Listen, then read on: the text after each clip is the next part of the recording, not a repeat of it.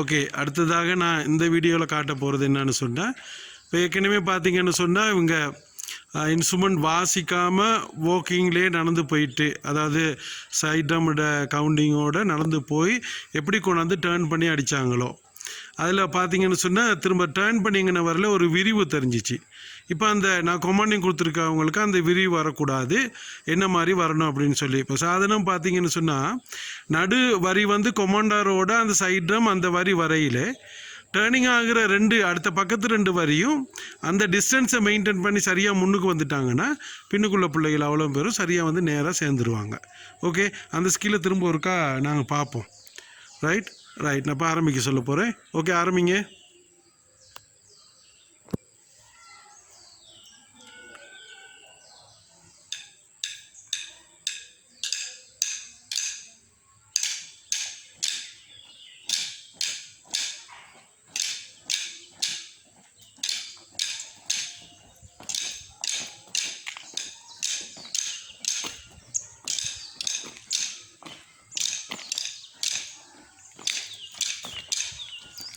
இப்போ முன்னுக்கு மூவ் பண்ணுறாங்க.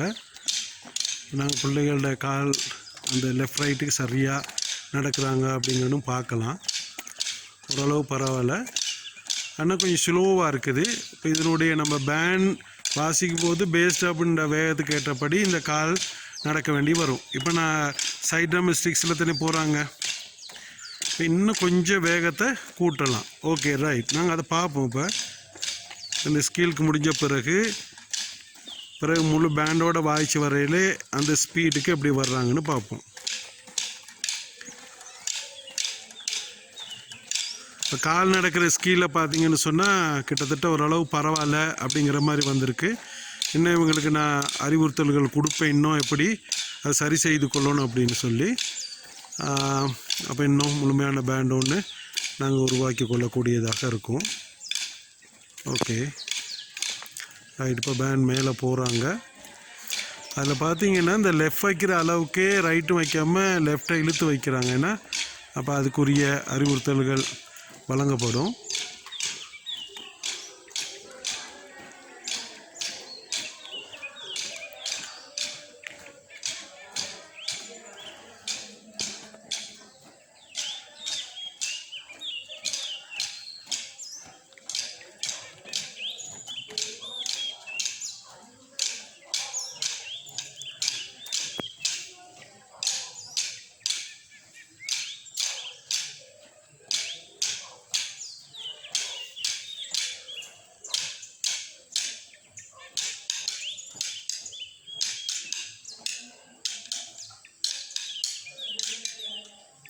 எல்லாம் கொண்டாந்து நிப்பாட்டில் பாருங்கள், 3 பேர் ஸ்ட்ரிக்ஸ் கொடுத்துட்டு வந்து சரியான ஃபினிஷிங்கை கொடுக்கல.